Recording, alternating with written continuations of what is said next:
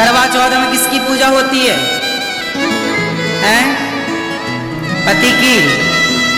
साल में एक दिन पूजता है बेचारा, और 364 दिन क्या होता है? हैं? हाँ, पिटता है। हाँ, एक दिन पूजता है, बाकी दिन कुटता है। चलो अच्छा है, चलो एक दिन के लिए सही।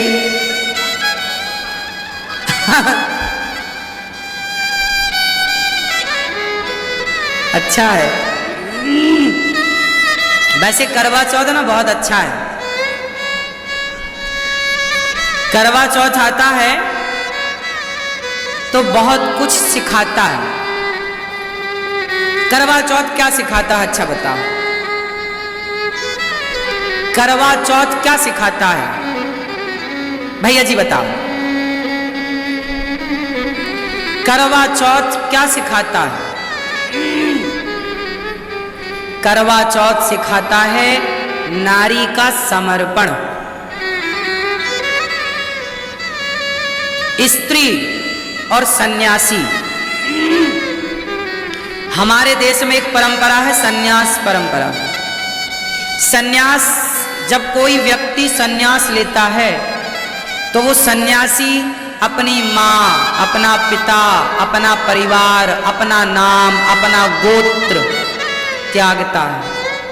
तब जाके वो क्या बनता है? सन्यासी। और जो त्याग सन्यासी करता है वही त्याग एक स्त्री भी करती है। स्त्री भी अपनी माँ, अपना पिता, अपना परिवार, अपना भाई बहन, आंगन, अपना नाम, अपना गोत्र, माथा उसका होता है पर मांग पति के नाम की होती है। हाथ उसके होते हैं, मेहंदी पति के नाम की होती है। पेट उसका होता है, बच्चा पति के नाम का होता है। गला उसका होता है, मंगलसूत्र पति के नाम का होता है। नारी का श्रृंगार पति के लिए होता है। नारी पति के साथ महलों में भी रहती है और पति के साथ घास की कुटिया में भी रहती है। नारी ये नहीं देखती कि मेरे पति के पास धन कितना है। नारी बस अपने पति का प्रेम चाहती है, और प्रेम है तो पेड़ की छांव में, घास की कुटिया में भी जीवन बहुत प्रसन्नता से गुजारा जा सकता है। और प्रेम नहीं है, पैसा है, तो महलों में भी वो महल काटने को दौड़ते हैं जहां प्रेम ना हो। रिश्तों में समर्पण चाहिए, प्रेम चाहिए, तब रिश्ते बेहतर होते हैं। और समर्पण की प्रतिमूर्ति कौन है? आज हम आपसे कहें कि समर्पण की चलती फिरती मूर्ति का नाम बताओ, तो पत्नी है। जितना समर्पण एक स्त्री करती है, सोचिए कौन है जो अपना गोत्र छोड़ दे, अपनी जात छोड़ दे, अपना नाम छोड़ दे। इस सारे रिश्ते, सारे संबंधों में केवल पत्नी का संबंध ऐसा है जो नाम गोत्र छोड़कर आपके नाम गोत्र से जानी जाती है। इतने सारे रिश्तेदार हैं आपके, लेकिन उन सारे रिश्तेदारों में एक रिश्ता है पत्नी का, जो आपके लिए है, सिर्फ आपके लिए। इसलिए हर पुरुष को अपनी स्त्री का, अपनी नारी का सम्मान करना चाहिए। करवा चौथ में आपने बहुत कुछ देखा होगा। बेचारी दिन भर व्रत रखती है पति की लंबी आयु के लिए। मैं जल्दी मर जाऊं, मेरे पति की आयु। भारत की स्त्री चाहती है कि मेरी उम्र से ज्यादा उम्र मेरे पति की हो, मैं जब मरूं तो सुहागन मरूं। ये भारत की स्त्री वरदान मांगती है। एक भारत की स्त्री ही अपने से अधिक आयु पति की चाहती है, और पति की लंबी आयु के लिए वो नाना प्रकार के व्रत करती है। और उन्हीं व्रतों में एक व्रत होता है करवा चौथ का। करवा चौथ के दिन वो चलनी उठाती है, और चलनी का जो पीछे का हिस्सा है वो पति की ओर होता है।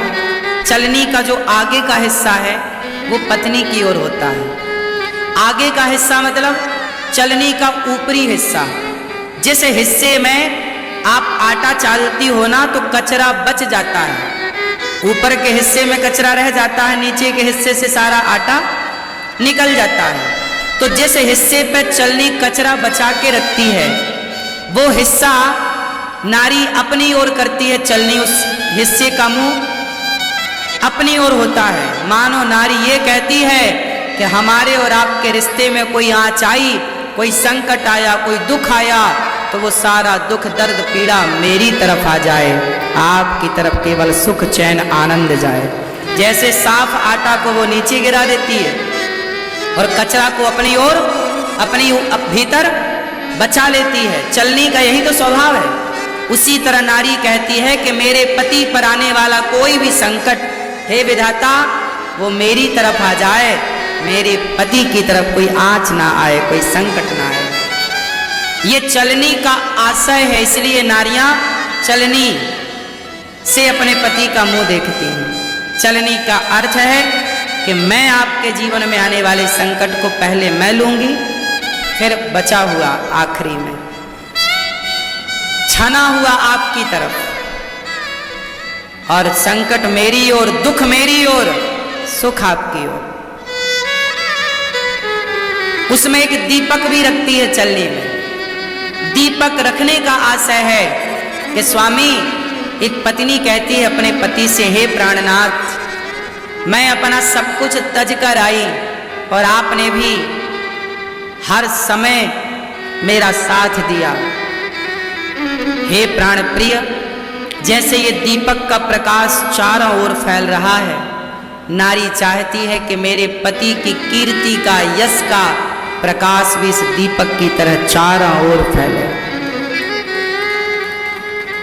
और याद रखिएगा, जब वो चलनी पर दीपक रखती है तो दीपक के तले जो अंधेरा होता है वो पत्नी की ओर होता है, और छन्नी से, चलनी से छन करके प्रकाश नारी की तरफ जाता है।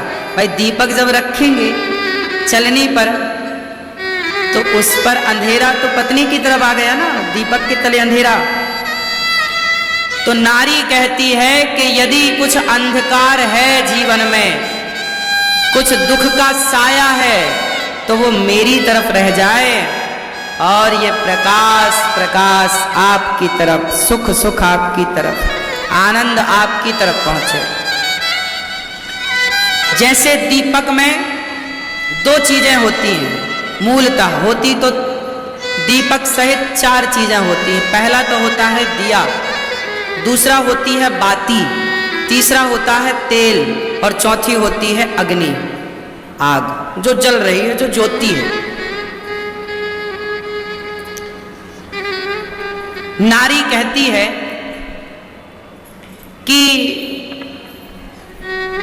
इस दीपक की कीमत कब तक है, जब तक ये जल रहा है। हे प्राणनाथ, ये जो पवित्र अग्नि है, इसी अग्नि के फेरे लेकर हमने और आपने रिश्ता जोड़ा था। आज ये दीपक की रोशनी देख रहे हैं, ज्वाला देख रहे हैं, लौ देख रहे हैं, ज्योति देख रहे हैं। ये दीपक की जो ज्योति है वो है आप, और जो ये बाती है ये हूं मैं, और ये जो तेल पड़ा है,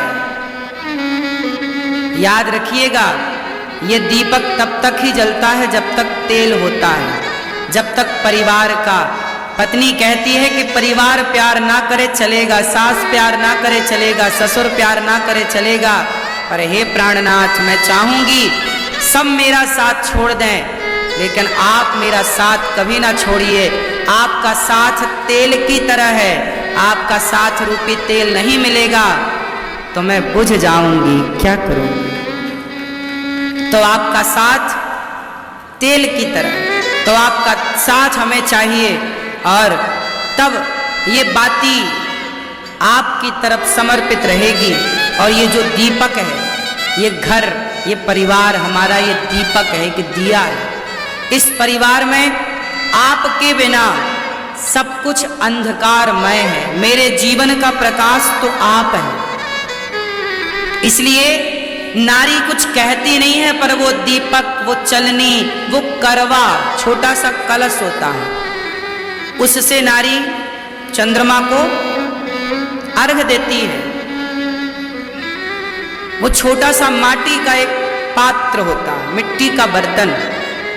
मानो नारी वो मिट्टी का बर्तन लेके अपने पति को ये दिखाती है कि देखो, ज्यादा पैसे के चक्कर में ना भागो, ये देख रहे हो माटी का घड़ा, रिश्तों को वक्त देना सीखो, रिश्तों को समझना सीखो। अच्छा, आपसे एक सवाल पूछ लूं, परिवार और पैसा दोनों में एक को चुनना पड़े तो किसे चुनोगे? जब हमारे देश का बंटवारा हुआ, पाकिस्तान और हिंदुस्तान बना, उस समय पाकिस्तान से जो हिंदू भागे तो वो प्रॉपर्टी के कागज लेकर नहीं भागे थे, सोना लेकर नहीं भागे थे, पैसा लेकर नहीं भागे थे, बच्चों का, माता पिता का हाथ पकड़ करके भागे थे। जिनकी संपत्ति अथाह थी, वो संपत्ति की ओर ना देखकर बच्चों को गोद में लेके भागे थे, पत्नी का हाथ पकड़, बूढ़ी माँ का हाथ पकड़ भागे थे। याद रखना मेरी माँ, रिश्तों से बड़ा कभी पैसा था ही नहीं। आज पैसों के कारण रिश्ते बिगाड़ दिए जाते हैं। मैं चाहूंगा कि इस करवा चौथ को हर पति को अपनी पत्नी से ये जरूर कहना चाहिए कि मैं रिश्तों को ऊपर रखूंगा, पैसे के ऊपर कभी नहीं रखूंगा। मेरे लिए मेरा परिवार सर्वोपरि है। सबसे पहले परिवार। पैसा तो आएगा, आप जहां जाओगे वहां कमा लोगे। परिवार को महत्व देना सीखिए। तो ये करवा जो उस मिट्टी का जो छोटा सा कलश है, वो ये प्रेजेंट कर रहा है कि देखो, प्यार मोहब्बत से जीवन जी लो, भरोसा नहीं है जीवन का, एक दिन हमारी तुम्हारी माटी, हमारी तुम्हारी राख इस घड़े पे ही समा जाएगी। कोई कितना भी बड़ा हो, मुट्ठी भर राख तो घड़े पे ही आनी है, इसलिए वो माटी का घड़ा होता है, छोटा सा कलश। चांद को देखते, स्त्री किसे देखती है? क्यों? चांद को क्यों? चंद्रमा शीतलता का प्रतीक है। किसका प्रतीक है? शीतलता का। मानो स्त्री चांद को देख रही है और देख नहीं रही है, दिखा रही है। माँ क्या बोलती है? बेटा देख चंदा मामा। पहले माँ देखती है, उंगली करती है, तब फिर बच्चा देखता है।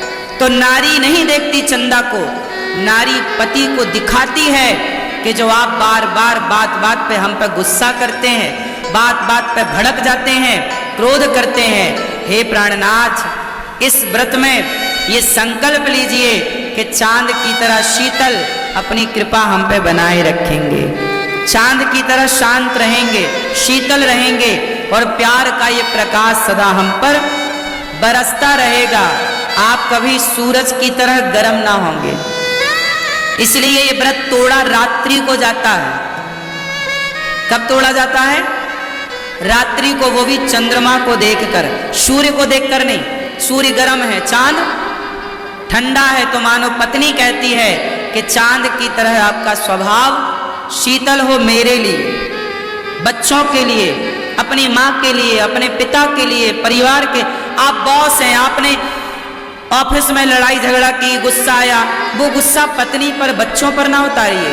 काम का गुस्सा काम तक ही रखिए, काम का गुस्सा परिवार के लोगों में ना उतारिए, वरना काम और परिवार को मिक्स कर देंगे तो गृहस्थी बिगड़ जाएगी। काम को काम रहने दो, परिवार को परिवार रहने दो। काम करने में लाख झंझट होती है, कई बार सुनना पड़ता है, कई बार गुस्सा करना पड़ता है, लेकिन वो सारी गुस्सा जब आप घर आया करो तो चांद की तरह शीतल होया करो, ठंडे होया करो।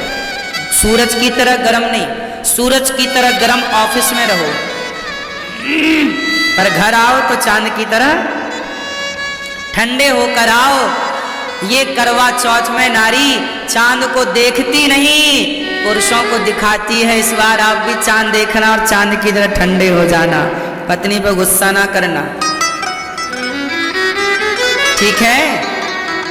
ये रहा करवा चौथ। इस बार करवा चौथ में सुना है कि भद्रा महारानी का भी साया पड़ रहा है। क्यों मैया?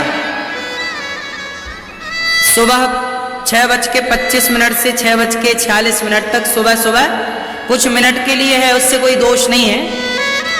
पर आज कल आप मतलब जब आप व्रत करना करवा चौथ का, तो सबसे पहले भगवान श्रीमन्नारायण शालिग्राम जी को, गोपाल जी को स्नान कराना। स्नान करा के सबसे पहले चरणामृत लेना। भगवान का क्या लेना? कहते हैं निर्जला होता है ये व्रत, पानी भी नहीं पीती माता है, सही है। तो आप चरणामृत, यदि चरणामृत पीने से वैसे दोष नहीं है, फिर भी आप अपनी होठों से चरणामृत को स्पर्श कर सकते हैं।